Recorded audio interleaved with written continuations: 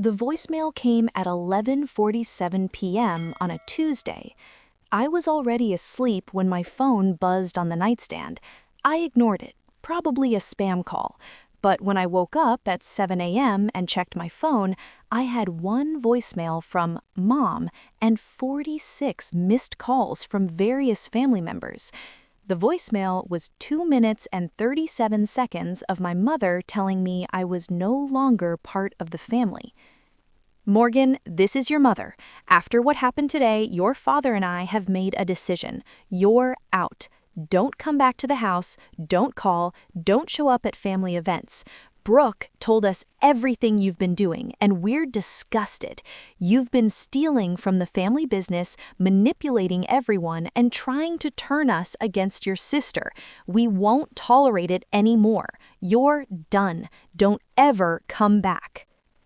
I sat in my bed listening to the message 3 times, my heart pounding. Then I checked the 46 missed calls. My mother, 12 calls. My father, 8 calls. My sister Brooke, 15 calls. My uncle David, 6 calls. And various other family members, 5 calls. Something had happened, something big, and I had a pretty good idea what it was. My name is Morgan Bennett. I'm 34 years old, and this is the story of how my family kicked me out based on lies from my jealous sister, and then panicked when they realized I legally owned everything they thought was theirs. But let me start from the beginning, because this wasn't just about one voicemail. This was about 10 years of building something, 5 years of being exploited, and one night where it all came crashing down on them instead of me. I grew up in Nashville, Tennessee, the older daughter of Linda and Thomas Bennett. My younger sister, Brooke, was always the favorite, prettier, more charming, better at manipulating our parents into giving her whatever she wanted. I was the responsible one, the one who worked hard, followed rules, and made practical decisions. When I graduated college with a degree in business and finance, I got a job at a real estate investment firm. I was good at it, really good. Within 3 years, I was analyzing deals, structuring investments, and understanding the legal and financial frameworks that most people found boring. My family didn't understand what I did, but they knew I made good money. That's when the requests started. My parents owned a small landscaping business that was barely profitable. They'd been struggling for years, living paycheck to paycheck, despite working constantly. When I was 26, my father asked if I could take a look at the business and give them some advice. I spent 2 weeks analyzing their operations, finances, and structure. The problems were obvious: no financial systems, poor pricing, no legal protection, mixing personal and business funds. Dad, you need to restructure this entire business, create an LLC, separate your personal and business finances, implement actual accounting systems, and raise your prices. Can you help us do that? I can, but it'll take time and work. We'll pay you. I don't have to pay you, you're family. That was my first mistake. Over the next 6 months, I restructured their entire business. I created an LLC, set up proper accounting systems, renegotiated contracts with suppliers, raised prices, and created financial processes that actually made sense. The business went from barely surviving to profitable within a year. My parents were thrilled. They told everyone I'd saved the family business. But they didn't change the business name or structure to include me. It was still Bennett Landscaping LLC, with my father as the sole owner and my mother as co-manager. I didn't think much of it at the time. I was just happy to help. Then my parents decided they wanted to buy a rental property as an investment. They asked for my help finding and analyzing potential properties. I found a great duplex, good neighborhood, solid bones, priced below market because it needed cosmetic work. The numbers made sense. "This is perfect," my father said. "Can you help us buy it?" "Sure." Actually, I meant, can you help us afford it? We don't have enough for the down payment. The down payment was $45,000. They had $15,000. They needed another $30,000. I can lend you the money, I offered. Or, my father said carefully, what if we bought it together, like partners? You put in the down payment difference, we put in our savings, and we split the rental income. I should have said no. I should have seen where this was heading, but I said yes. We bought the duplex as co-owners, except I put in $30,000, they put in $15,000, and somehow the ownership split was 50-50. I structured it as an LLC, Bennett Property Holdings LLC, with all three of us as members, but I made sure I was listed as the managing member with decision-making authority. I'd learned enough by then to protect myself legally. The duplex did well. We renovated it with money I loaned the LLC, another $20,000, and rented both units. After expenses, we were netting about $2,000 a month split between us. Except my parents needed their share of the rental income to live on, so they took their $1,000 monthly, but they never paid me back the $50,000 I'd put in. We'll pay you back from future profits, they promised. That never happened. Over the next 5 years, the pattern repeated. My parents wanted to buy another rental property. Could I help? Yes. Could I contribute to the down payment? Yes. Could I structure the deal? Yes. Could I manage the renovations? Yes. Could I handle the tenant issues? Yes. We bought 3 more properties. Each time I put in the majority of the money. Each time we split ownership 50-50.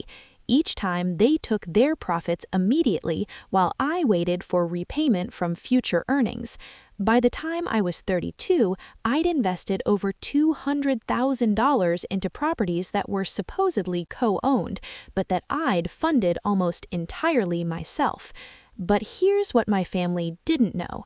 I'd structured every single LLC to protect myself. Every property was owned by a separate LLC. I was the managing member with full decision-making authority. The operating agreements, which my parents signed without reading carefully, stipulated that any member could be removed by a 2/3 vote, that the managing member had authority over all financial decisions, and that in the event of dissolution, assets would be distributed based on capital contributions, what each person actually put in, rather than ownership percentages. My parents didn't understand the documents. They just saw 50-50 ownership and signed everything I put in front of them, trusting that their daughter wouldn't screw them over. And I wouldn't have, as long as they treated me fairly. But they didn't. The problem started when Brooke got involved. Brooke had bounced between jobs her whole adult life. She was 30 now, working part-time at a boutique, living in an apartment my parents helped pay for, and constantly complaining about money.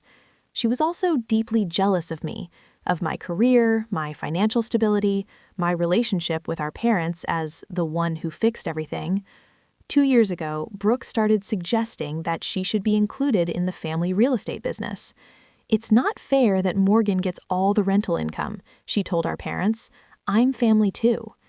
Brooke, Morgan put in all the money, my father started. So, she has money, she can afford it, I can't. Shouldn't family help family? My mother agreed with Brooke. She has a point, Thomas. Morgan has done well for herself. She doesn't need all that rental income. We could give Brooke a share to help her out. It doesn't work like that, I tried to explain. Why not? It's family money, we should all share. It's not family money, it's LLC money.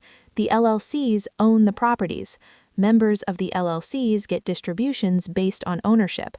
Then make Brooke a member, my mother said, as if it were simple. I can't just make her a member, she'd have to contribute capital. Capital she doesn't have because she's not as fortunate as you. My mother's logic was circular and frustrating. I held firm. If Brooke wants to invest in real estate, she can save money and buy her own property. Or she can buy into one of the existing LLCs by purchasing a membership interest, but I'm not giving away equity in companies I funded. That conversation made Brooke hate me.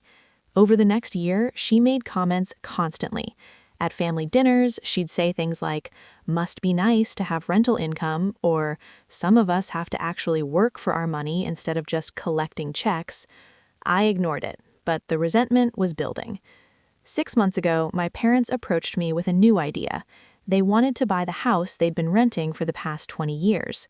The owner was selling, and my parents wanted to buy it but didn't have enough for a down payment.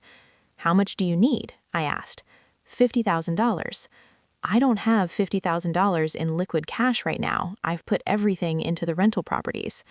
"What if we sold one of the rentals, used at money for our house down payment?" "Dad, those rentals are income-producing assets. Selling one to buy a personal residence doesn't make financial sense." "It's not just a residence, it's our home, where we've lived for 20 years. Don't you want us to own our own home?" The guilt trip worked. Okay, let me look at the numbers. I analyzed which property made the most sense to sell. The duplex, our first purchase, had appreciated significantly. We could sell it for $320,000. After paying off the small remaining mortgage and closing costs, we'd net about $280,000. Based on capital contributions, I was owed about $200,000 of that. My parents were owed about $80,000. I suggested we sell it, they take their $80,000 for the house down payment, and I take my $200,000 to invest in other opportunities. My mother was outraged. $200,000? That's not fair. It should be split 50-50. "Mom, I put in $50,000 initially, plus another $20,000 in renovation costs. You put in $15,000. The operating agreement says distributions follow capital contributions." "We don't care about the operating agreement. We're family. It should be split fairly." "It is being split fairly. Fairly means based on what each person actually invested." The argument went on for weeks. Eventually, we reached a compromise. We'd sell the property, and instead of taking distributions immediately, we'd roll all the money into buying my parents' house. "The house will be owned by an LLC," I stipulated, "and the ownership percentages will reflect capital contributions. If I'm putting in $200,000 and you're putting in $80,000, I own 71% and you own 29%. "But it's our house," my mother protested. "Then buy it yourselves. But if you want to use money from our joint investment, it stays as a joint investment with proper ownership structure." They agreed, because they didn't have another option. We sold the duplex, bought their house for $350,000, using the $280,000 from the sale, plus a $70,000 mortgage, and created Bennett Residence LLC. I owned 71%, they owned 29%. They lived in the house, I collected 71% of what would have been rent, but charged them below market rate because they were my parents. This arrangement infuriated Brooke. "You own Mom and Dad's house? That's so messed up," she ranted at a family dinner 2 months ago. "I owned 71% of the LLC that owns the house, because I contributed 71% of the capital." "You're basically their landlord. You're making money off your own parents." "I'm charging them $800 a month, which is about half what market rent would be. And that money goes to paying the mortgage and maintenance on a property I'm majority owner of. This is a good deal for them. It's exploitative. Then you're welcome to buy my ownership interest. Give me $200,000 and you can own my share." She didn't have a response to that, but the resentment festered. 3 weeks ago, something happened that I didn't find out about until later. Brooke told my parents I was planning to evict them and sell the house out from under them. Complete lie. I'd never said or suggested anything like that. But my parents believed her. 2 weeks ago, my mother started acting cold toward me. Short responses to texts, canceled dinner plans, avoided me at family events. I asked what was wrong. "Nothing," she said tersely. 1 week ago, my father called and asked if I'd ever consider selling my ownership in the house LLC back to them. For fair market value, sure. That would be about $200,000 plus equity growth, so maybe $220,000 total. We don't have that kind of money. Then no. Why are you asking? Just curious, wanted to know our options. Something was clearly going on, but I couldn't figure out what. Then came Tuesday. I'd spent the evening at my apartment, working from home. Around 10 p.m., I got a text from Brooke. "Hope you can live with yourself." I ignored it. Brooke was always dramatic. At 11:47 p.m., my phone rang. My mother. I was already asleep and didn't hear it. She left the voicemail, the one telling me I was cut off from the family, that I had been stealing from the family business, and that Brooke had told them everything, and that I should never come back. I woke up at 7 a.m. to discover the voicemail and 46 missed calls. I listened to the voicemail 3 times, my heart racing. Then I called my mother back. "What is going on?" I asked when she answered. "Don't play dumb, Morgan. We know what you've been doing." "I genuinely have no idea what you're talking about." "You've been siphoning money from the LLCs. Brooke found bank statements showing unauthorized transfers. You've been stealing from us." My blood ran cold. "What are you talking about? What bank statements?"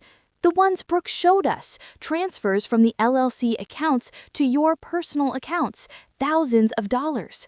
"Those aren't unauthorized transfers. Those are reimbursements for expenses I paid out of pocket.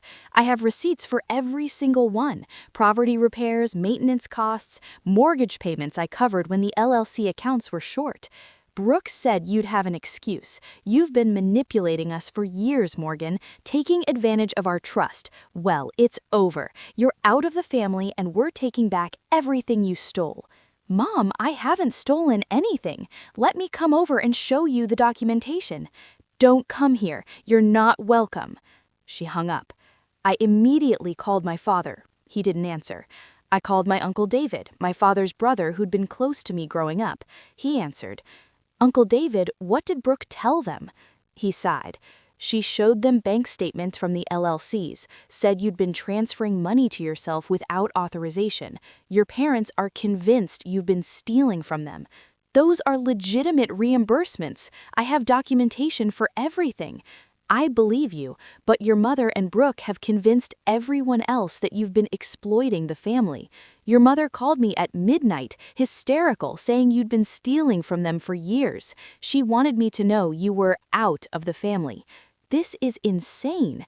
"I know, but Morgan, you need to protect yourself legally. If they believe you've been stealing, they might try to take legal action." He was right. I spent the next hour documenting everything. I pulled up every receipt, every bank statement, every operating agreement, every email authorizing expenses. I created a comprehensive file proving that every dollar I'd transferred from the LLCs to my personal accounts was a legitimate reimbursement for expenses I'd paid out of pocket. Then I did something else. I reviewed the operating agreements for all 5 LLCs, the business, the residence, and 3 rental properties. As managing member, I had the authority to make financial decisions. I also had the authority to remove members who acted against the interest of the company. And I had the authority to call for dissolution of any LLC and distribute assets based on capital contributions. I'd protected myself years ago without even realizing I'd need to. At 9 a.m., I called my business attorney, Rebecca Chen. "Rebecca, I need your advice. My family just kicked me out based on false accusations, and I'm pretty sure they're going to try to force me out of the family businesses I built and funded." I explained the whole situation. She listened without interrupting. "Morgan, you're in a very strong legal position. You're the managing member of every LLC, you have full documentation of your contributions and reimbursements, and the operating agreements protect you. If they try to take legal action, they'll lose. What should I do?" You have a few options. You can wait and see if they actually file anything and respond then, or you can go on the offensive, send them a formal letter outlining your legal position and demanding they cease making defamatory claims. Or, she paused, you can invoke the dissolution clauses in the operating agreements and force a liquidation of assets based on capital contributions. What would that mean? It means the LLCs would be dissolved, the assets sold, and the proceeds distributed based on how much each member actually contributed. Based on what you've told me, you'd get about 80–85% of the total value, and they'd get 15–20%. Including the house they're living in? Yes, the house is an asset of the LLC. If the LLC dissolves, the house gets sold and proceeds distributed per the operating agreement. I thought about it. Let me see what they do first. Okay, but Morgan, document everything. Every call, every text, every conversation. If this goes to court, you want a complete record. I spent the rest of the day trying to reach my parents. They wouldn't answer my calls. I sent an email. Mom and Dad, I need to speak with you about the accusations Brooke has made. They're false, and I have documentation proving it. Please call me so we can resolve this before it escalates. That evening, I got a text from my Uncle David.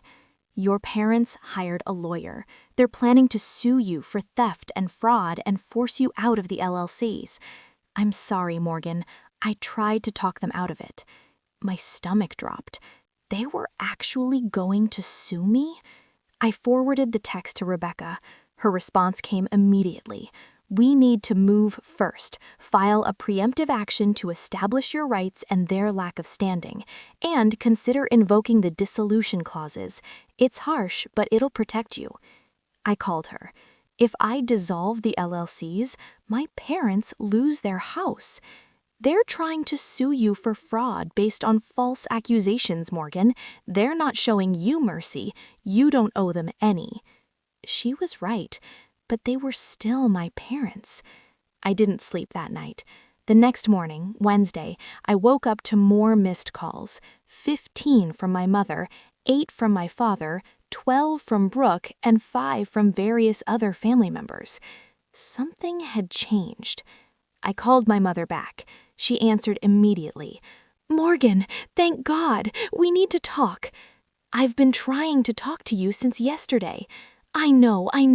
Listen, we made a mistake, a huge mistake. Brooke, her voice broke. Brooke lied to us. What? We went to see a lawyer yesterday to discuss suing you. The lawyer asked to see all the documents, the operating agreements, the bank statements, everything. When we showed him, he said we had no case, that the operating agreements were ironclad and you were fully protected, that every transfer Brooke claimed was theft was actually a documented reimbursement. I tried to tell you that. I know. And then the lawyer said something else. He said that if we sued you for fraud, you could countersue and invoke the dissolution clauses in the operating agreements, and that if you did that, we'd lose the house and most of the business assets because you'd funded almost everything. That's correct. Morgan, we had no idea. We believed Brooke when she said you were stealing. She showed us bank statements and said you'd been transferring money to yourself, and we believed her. Why would you believe her over me? Because she's your sister. Because we thought... She started crying. We made a terrible mistake. Can you please come over so we can talk about this? No. Morgan, please. You left me a voicemail at midnight telling me I was out of the family. You told me never to come back. You believed lies about me without asking for my side. And then you tried to sue me. No, Mom, I'm not coming over. We're sorry. We'll apologize to Brooke. We'll make her tell everyone the truth. You'll apologize to Brooke? She's the one who lied. I meant, we'll make Brooke apologize to you. It's too late for apologies. What does that mean? It means I'm done. I'm done being taken advantage of. I'm done funding everyone's lives. I'm done being accused of theft when I've given this family everything. Morgan, you can't mean that. I'm dissolving all the LLCs. Within 30 days, all assets will be sold and proceeds distributed per the operating agreements. That includes the house. What? No, you can't do that. I can. I'm the managing member. I have the authority, and after the way you've treated me, I'm exercising it. But we'll lose the house. You'll get your share of the proceeds. Based on capital contributions, that'll be about $50,000 from the house sale. $50,000? Morgan, this house is worth $350,000. And I put in $250,000. You'll get your share. We can't afford to move. We've lived here for 20 years. You should have thought about that before you kicked me out of the family and tried to sue me for fraud." I hung up. Over the next hour, I received 34 calls from various family members. I answered none of them. I did, however, send formal notices to all LLC members, my parents, myself, invoking the dissolution clauses and providing 30 days notice per the operating agreements.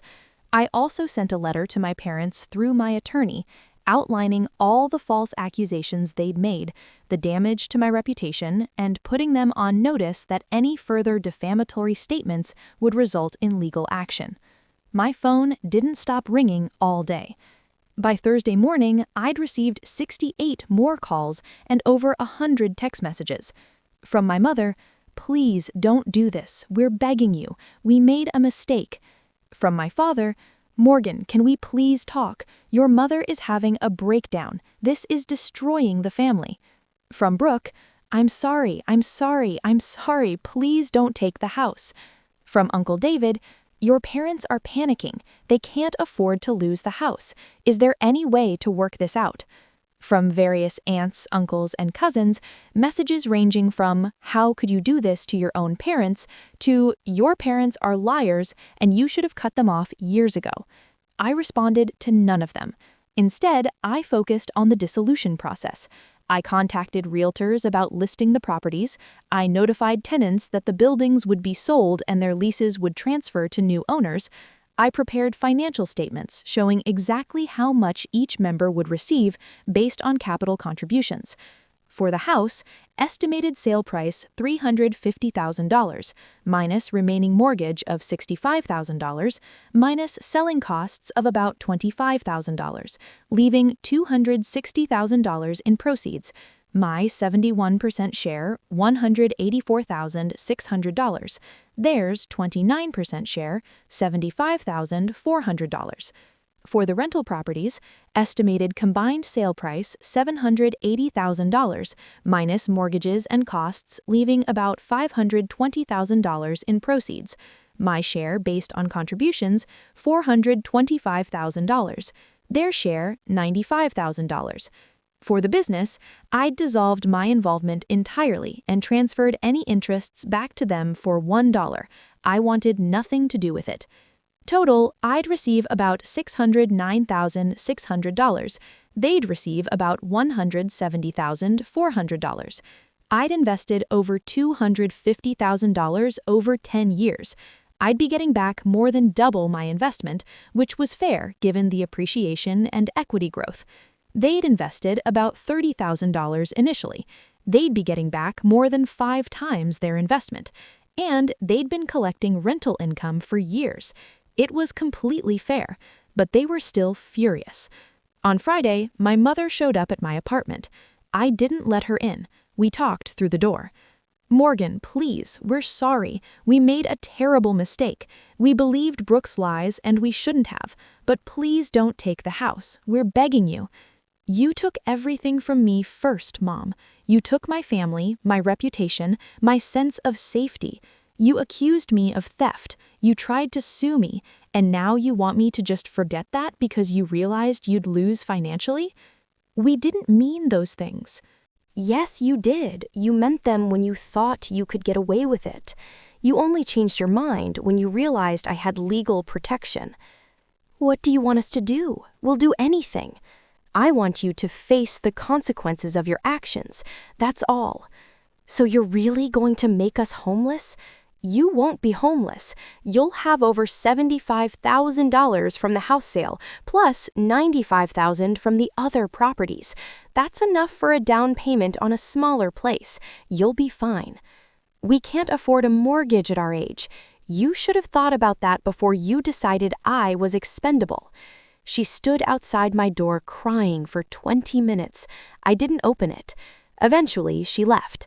The dissolution process took 45 days total. All 5 properties sold. The business was transferred fully to my parents' names, with me removed entirely. I received $609,600 in total proceeds. After taxes and legal fees, I netted about $485,000. My parents received $170,400. After their legal fees, they'd hired a lawyer to try to stop the dissolution before realizing they had no legal standing. They netted about $145,000. They used it to rent a small house on the other side of town. Brooke had to move out of the apartment my parents had been helping pay for. She got a one-bedroom place in a less expensive area and had to pick up more hours at work. My family tells people I stole from them, that I kicked my parents out of their own home, that I'm vindictive and cruel. Some extended family members believe them. Others have heard my side and understand what really happened. I don't care either way. I'm done managing other people's perceptions of me. What I do care about is this: I'm finally free. Free from being the family bank, free from being taken advantage of, free from people who valued me only for what I could provide. I used my settlement money to buy my own rental property, in my name only. I'm building my own investment portfolio. I'm living my own life. My parents have tried to reconcile multiple times. They've sent cards, emails, shown up at my workplace. I've ignored all of it. Brooke sent a letter 6 months after everything fell apart, a long apology explaining that she'd been jealous, that she'd lied because she wanted to hurt me, that she regretted everything. I read the letter once and threw it away. Some things you can't come back from. It's been a year now since that voicemail, since my mother told me never to come back. I took her advice. I never went back. And you know what? My life has never been better. The best revenge isn't anger or spite.